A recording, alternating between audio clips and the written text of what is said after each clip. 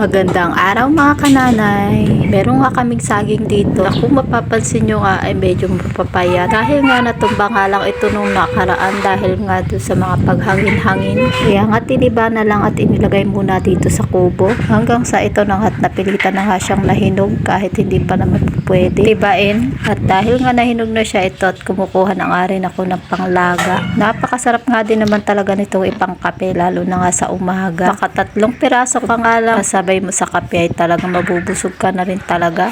Masarap nga din dito ay banana cue. O di naman kaya ay iprito at pang ulam naman. Napakaraming ang luto ang pwede mong gawin dito. Kaya naman nakakatawa at meron kaming puno kahit papano. Hindi na kami bibili. Sa isa ko na nga inilagay sa kaserola na malinis yung saging para naman masalansan natin na mabuti. Nakakaayos-ayos at pinakakasalansan ko nga mabuti para maraming malulan yung ating kaserola para naman mailagay ko rin lahat yung aking mga pinanguha. Napakahilig ko nga rin naman talaga sa nilagang saging lalo na nga pagka may kape. Talagang napaparami at napapabusog talaga ako ng sobra. At masasabi ko nga isa ito sa paborito kong meriendahin lalo na nga sa hapon. Kung minsan nga ay binabaruyang saging pa namin ang luto dyan. O di naman kaya ay turon ay talaga namang napakasarap at napakarami at hindi ka nga mananawa sa saging. Matapos ko nga masalansan na ito at nilagyan ko na nga ng tubig. At saka akin tinakpan at pagkatapos ay akin namang isasalang dahil luto naman na itong aking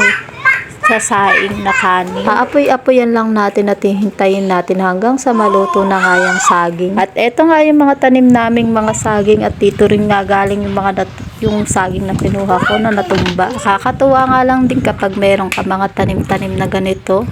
Kahit papano ay meron kang hinihintay. Ayan, at meron na nga siyang nagpupuso na ulit. Sana nga lang ay wag na matumba ito para naman maganda yung pagkakahinog sa puno. Malaking tulong na nga din sa akin itong tinanim na puno ng saging dito. Lalo na nga dito sa aking posol. Dahil kapag tanghali nga ay mainit na dito dati. Pero ngayon ay hindi na nga dahil nakukublihan na nga ng mga dahon niya yung aking poso. Dahil ala pang lilim yung aking poso. Pagtingin ko nga dito sa aking niluluto ay kulong-kulo na kaya naman tinesting ko na nga at tinusok ng tinidor kung ito ay luto na. At dahil nga luto na ito, tinaho ko na. At nagsalang na nga rin ako ng tubig para naman sa pagpapakulo ng inumin ng mga bata. Ito nga at inisa-isa ko na rin yung saging na hinahango para mailagay naman sa isang tupperware at para lumamig na rin. Para ako'y makapagkape na.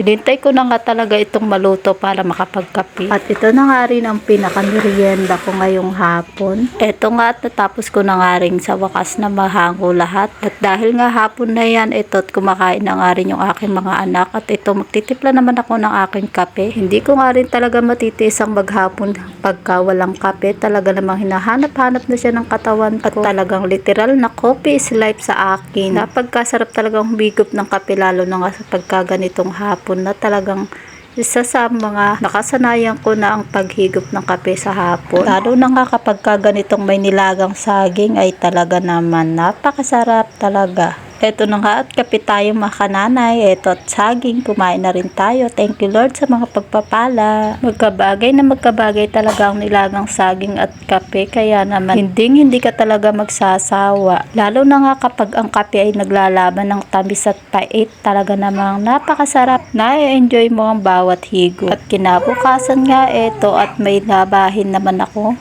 At bago nga ako naglaba dyan ay kakape muna ako na may nilagang saging para naman kahit papano may laman na yung aking tiyan at hindi ako magugutom dahil marami-rami itong aking labahin at lalo't kinakamay-kamay ko lang ito. Hanggang dito na lang po muna mga kananay at nawa ay pagpalain tayo ng ating Panginoon.